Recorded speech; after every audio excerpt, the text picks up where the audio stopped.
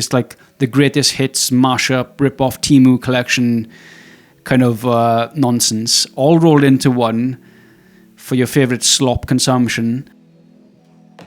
So something that got the cogs ticking this morning, I seen a video, surprised, on another AI video around gaming.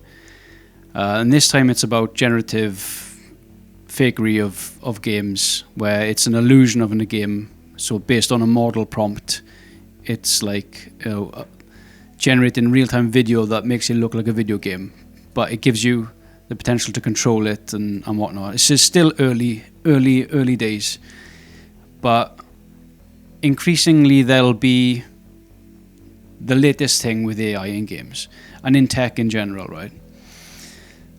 And what I want to kind of touch on is Pandora's box is essentially open. And yes, people don't really take it that seriously at the minute because it's just a little fun tool at the minute, right? You know, you've got AIs slowly creeping into the public domain. You've got ChatGPT, Grok, and you know, you got all sorts of specific AIs. You did have DALL-E for image generation. I don't even know what that is now. There's so many of them. There's video generation. There's smaller neural networks and AIs and LLMs baked into pretty much most software that's being shipped. You know, you can start to get LLMs, smaller LLMs for your local servers, and so it's not going away. So there'll be constant innovation in the AI sector. But what does this mean for games? So at the minute, it's a funny one because everyone knows AI slop. We've all seen how AI assets are being pushed into the latest AAA games, and we've seen some terrible like collision detection and animations because these companies are trying it out, right? They're giving it a go. They're dipping their toes in the water. They want to kind of see if this thing is revolutionary, which it could be, but typical shenanigans of companies, they're going about it the wrong way. They're chasing like investors and shareholders. So everything that's done on the AI scene within companies is done basically as a productivity tool and a revolutionary tool to basically gaslight investors to keep investing and keep the machine afloat, right? You will eventually have AIs integrated into everything in companies, but at the minute I think it's still early days. This is why you're seeing a lot of issues where people are trying to basically just get rid of the entire structure and think like an AI can replace everything.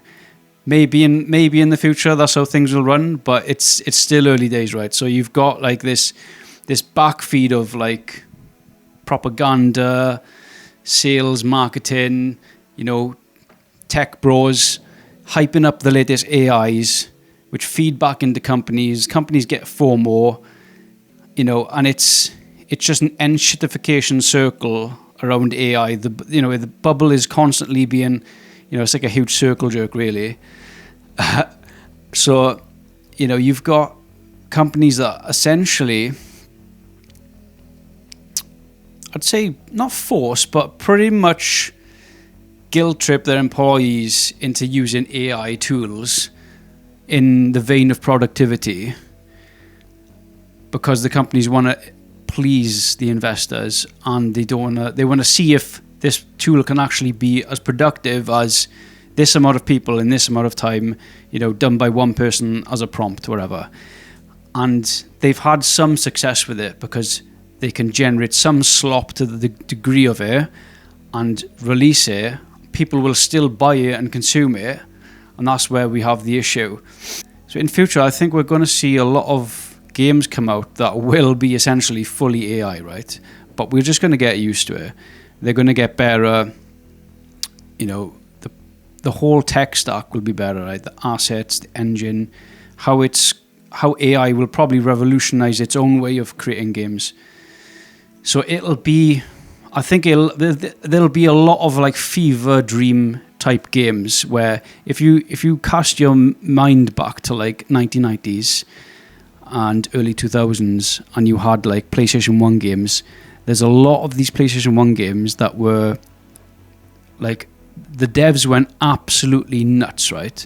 Because you had some proper fever dream games, because what the PlayStation allowed was an open SDK for anyone to come and build their game and release it on that system.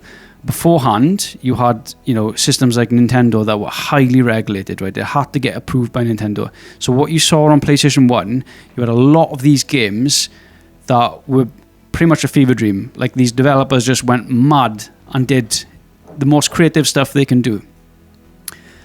I think we're going to see this come in with AI. So you'll get the regular Joe and you'll get the regular like hobbyist or gamer, and they'll be like, do you know what, dude, I'm going to make a game this weekend. Fuck yeah, let's get ripped. Like, let's get a few beers. Let's just think of some mad ideas, and they'll just like prompt this AI some batshit bonkers game that'll probably end up turning out amazing, because they're just in control then of the creative direction, right? AI takes care of all the boring technical aspects, the boring parts of learning the software, how to image manipulate, how to program, understanding hardware and SDKs and shipping, and it'll just take away all that technical expertise, and it'll just be a bunch of kind of mad scientists-esque kind of, prompts where, people will just vibe these insane games. I think this is what we'll eventually see. So this AI thing is just absolutely huge. Like, it's the biggest talking point like that I've ever known, because like years ago, you'd go down. Well, so years ago, I'd like go down the pub, right, and you'd get philosophical or whatever, and you talk absolute nonsense for a good few hours, have a few beers, and that'd be it. You go home, that's it. You wake up the next day, the conversation was just a fun thing in the pub, right? It was a thought experiment. But now I'm having these type of conversations on a daily basis, in work, with friends, with family, with neighbors. Like, this AI thing really does hit on a next level of philosophical talk. Like, it absolutely affects everything, and there's a lot of people out there that are hyper tuned into it, and there's a lot of people out there that are blissfully unaware. And it's one of them topics that, yeah, it is exciting, but it does still freaks me out. It always has freaked me out. Like, artificial intelligence has had that kind of place in the back of my mind where it's like, ooh, yeah, it's powerful and it's awesome, but there's something about it that's uncanny, and it's there's warnings in there in the back of my mind. I've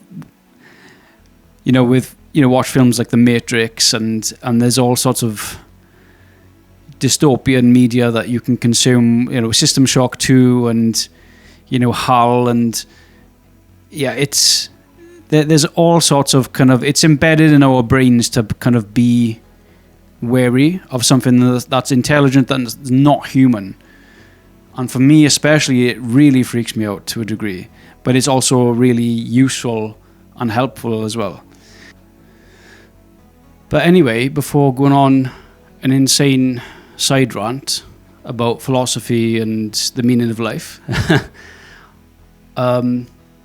overall I think AI, given time, will probably revolutionize indie games and smaller games and gaming experiences. Like, there's little trickles of things that are coming out now where you've got real-time video generation based on prompts, which could tie into some sort of surreal gaming experience, right? There'll be a lot of creativity put in place, I think. So ultimately for gaming, it'll just kind of liberate the everyday Joe. It's taken less power away from these big gaming companies, I think. And, as skeptical as I can be, I think overall it could be a great tool. So we're just going to have to wait out, because yes, it's an amazing tool, but we've got this huge, shitty, sloppy bandwagon of tech bros and companies and investors just shitting all over the AI scene. It's going to be like this for a long time. You've got mega corporations stealing media, stealing books, music, movies, and feeding the LLMs stuff that's been illegally obtained, which poses its own kind of, questions. Companies, they take these moral high grounds, and now you've got things coming out like the RAM shortages where, because companies and governments and countries are basically rushing to an AI arms race, and they're basically taking all the hardware they can find to basically X times their computing power, because everyone needs like this thing to grow. Like we're heading towards the whole of humanity is heading towards this creation of this behemoth thing, this thing we don't understand, and there's no stopping it. Like there's the way the Western world works, there is no stopping it. It's like continual fuel for the fire, brute force development. The public have a demand for it now. There's public consumption, there's demand for it. So as soon as it's in that kind of ecosystem that we're ushering in, and then you've got the governmental side of it where it's an arms race, where they need to develop the most advanced AI because they don't want another country having the threat of developing something more advanced than they have. So they're all kind of feeding off of each other. So we're feeding this AI machine like anything. It's like a kind of race to the end. What is at that end? That is one of the bigger philosophical questions. That's bigger than this video. But that's not what this video is about. I am an observer of these things. They do brush my mind, but keeping it to gaming, I think it will liberate the gaming experience. The gaming experience will probably be a lot different from what we're used to, what we knew, what we like. It may usher in a new generation of gamers where it's a different type of game, different type of experience.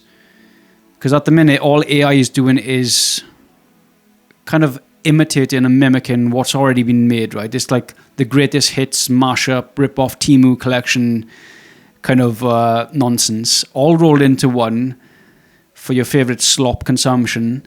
But it's going to get better. It's going to have more liberty to, think creatively. The stronger, more powerful they get. So I think it will ultimately change gaming forever. There'll always be like a niche of like old school programmers that's going to code their game from scratch, zero AI, and that's going to appeal to a small subset of legacy players, or maybe even new players that crave what the old and what the youth rebellion is like, going against the grain. We don't want AI. There'll always be a demand for that. But as for the mainstream, what I've seen from from the music industry, you look at the music industry, how that's been basically streamlined into like one app. Like Spotify is just music. Let's face it, right? Like that, just music is just a single app these days, right? That is insane. That is absolutely batshit bonkers insane. Because growing up, the music industry was so diverse and thriving. You know, you had physical media, you had live bands, like you still got that stuff now, but for the general public, the entire consumption that all music is one thing usually. Now these days it's Spotify, which is quite scary, you know. And I don't subscribe to Spotify anymore. I've gone back to my old physical collection of music, but I can't deny how convenient and great Spotify is, and I think that'll be gaming to a degree at some point. Maybe not just one app like Spotify is, but there'll be a kind of huge slop service that just feeds you these games and experiences. You know, you've got stuff like Netflix and Spotify and whatever else, just to name the big ones. You know, that's what they want for gaming. Gaming is the next frontier of this consumption.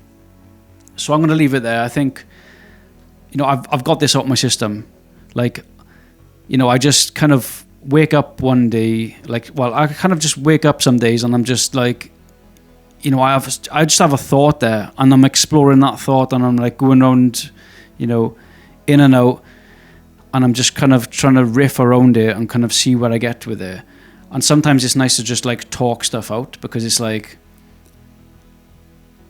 you know, it is nice sometimes to just like, I'm not trying to say I'm like some sort of philosopher or anything, you know, but I am a thinker, and I have like a thought in my mind and it stays there, and it's quite annoying at times because then I have to riff off of it and I'm just like kind of riffing around that idea and I'm like, oh, where does this go? Where does this take me?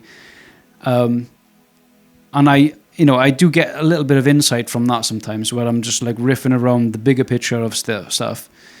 So, you know, I make these videos because basically I want to kind of just extend that conversation on and see what other people have to say about it, because it's super interesting. I don't want to just sit and think to myself all day. That'd be just, you know, that'd be crazy.